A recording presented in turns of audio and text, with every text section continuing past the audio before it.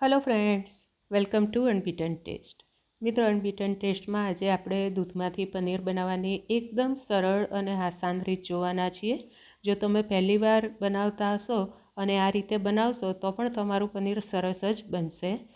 તો પનીર બનાવવા માટે આપણે અહીં લઈ લીધું છે 1.5 લીટર દૂધ, અને આ ફૂલ ફેટ દૂધ છે કારણ કે એમાંથી પનીર વધારે ઉતરે. તેથી હંમેશા પનીર બનાવવા માટે ફૂલ ફેટ દૂધનો જ ઉપયોગ કરવો.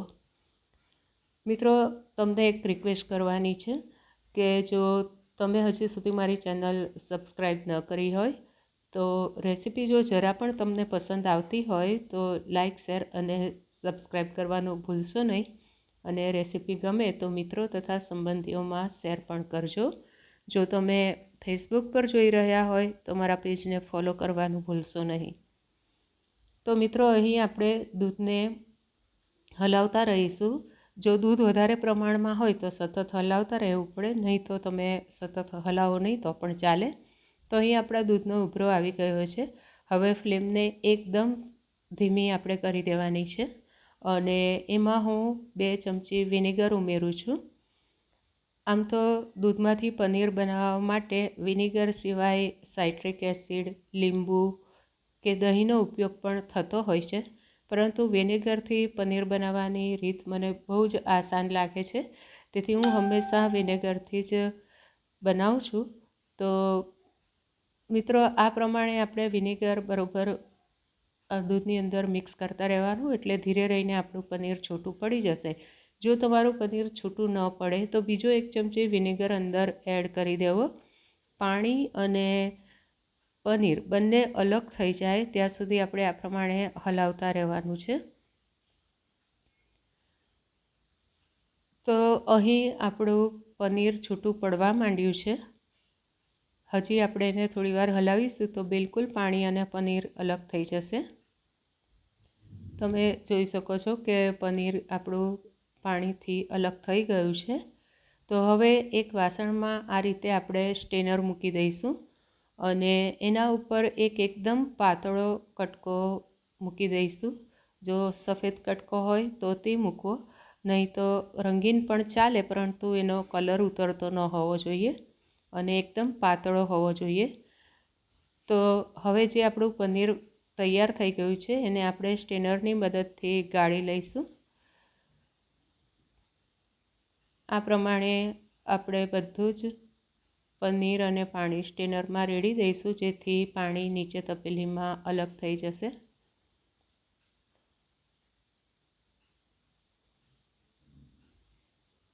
તમે જોઈ શકો છો કે આપણે આ સ્ટેનર ઊંચકીએ તો નીચે આખી તપેલી ભરીને પાણી અલગ થયું છે.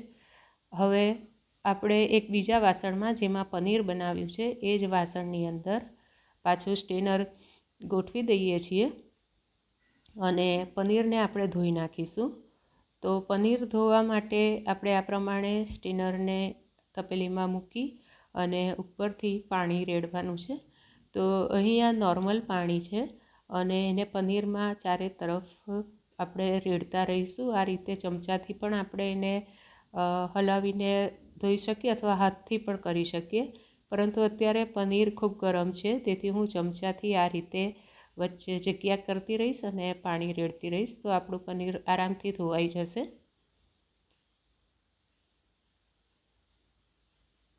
પનીર ધોવાનું કારણ એટલું છે કે એમાંથી વિનેગરનો ટેસ્ટ અને ખટાશ, ફ્લેવર બધું જ નીકળી જાય અને આપણું પનીર સરસ બને. નહીં તો આપણું પનીર ખાટું લાગશે જો આપણે એને ધોઈશું નહીં તો, અને માર્કેટ જેવું સરસ બનશે નહીં. તેથી આ પ્રમાણે પનીરને ધોવાની પ્રોસેસ સ્કીપ કરવી નહીં. હવે આ પ્રમાણે આપણે કટકાને ચારે તરફથી ભેગો કરી અને ઉપર આટા ચડાવતા જવાનું અને પોટલીને ટાઈટ કરતા જવાનું, એટલે પનીરમાંથી પાણી આ રીતે નીકળી જશે. ત્યારબાદ સ્ટેનરની અંદર આ પોટલીને મૂકીને એના પર આવી રીતે ઢાંકણ મૂકી દેવાનું અને એના પર વજન મૂકી દઈશું. આ મારી પાસે 2 કિલોનો પાટ હતો તો મેં એ મૂક્યો છે. નહીં તો તમારી પાસે કંઈ પણ વજનદાર વસ્તુ હોય કે કોઈ ડબ્બો ભરેલો હોય તે પણ એના ઉપર મૂકી શકાય. 2 કલાક પછી આપણું પનીર આ તૈયાર થઈ ગયું છે. તો આપણે એને ખોલીને જોઈએ. પનીરને આ રીતે દાબેલું લગભગ 1.5 થી 2 કલાક રાખવું જોઈએ. તો હું તમને પનીર ખોલીને બતાવું કે આપણું પનીર કેટલું સરસ બન્યું છે. જો મિત્રો જરા પણ પાણીનો ભાગ રહ્યો નથી. હું તમને કટ કરીને પણ બતાવું છું. તો કાપું ત્યારે મને ખ્યાલ આવે છે કે એકદમ સોફ્ટ પનીર બન્યું છે અને એકદમ ફ્રેશ અત્યારે જ બનાવ્યું છે, એટલે ટેસ્ટમાં તો કંઈ પૂછવાનું હોય જ નહીં. તો આપણા ઘરમાં અવારનવાર પનીરની વાનગીઓ બનતી રહેતી હોય છે, તો જ્યારે પણ આપણને ટાઈમ હોય ત્યારે પનીર આ રીતે બનાવી અને આપણે એને 8થી 10 દિવસ માટે આ પ્રમાણેના કન્ટેનરની અંદર સ્ટોર કરી શકીએ. સ્ટોર કરવા માટે મોટા મોટા સાઇઝના ટુકડા કરી લેવા અને એને પાણીમાં આ રીતે રેડી અને પાણી રેડીને ડુબાડી દેવાના છે. અને એરટાઇટ કન્ટેનર હોય તો વધારે સારું, અધરવાઇઝ ડબ્બો પણ ચાલે, પરંતુ પનીર પાણીમાં બરોબર ડૂબેલું હોવું જોઈએ. તો ડબ્બાને આ રીતે બંધ કરીને હું ફ્રીઝમાં મૂકી દઈશ. આ પ્રમાણે હું લગભગ 8થી 10 દિવસ પનીરને સ્ટોર કરી શકું છું. અને જો તમારે 15 દિવસ જો એને સ્ટોર કરવું હોય તો 2-3 દિવસે અંદર પાણી બદલતા રહો તો પનીર એકદમ ફ્રેશ રહેશે. તો મિત્રો, રેસીપી તમને કેવી લાગી? જો તમારે મસાલા પનીરની રેસીપી જાણવી હોય તો મને કોમેન્ટ બોક્સમાં જરૂર જણાવજો. તો મિત્રો, ફરી મળીશું આવી જ કોઈ મસ્ત વાનગી સાથે. ત્યાં સુધી ટેક કેર. Bye bye.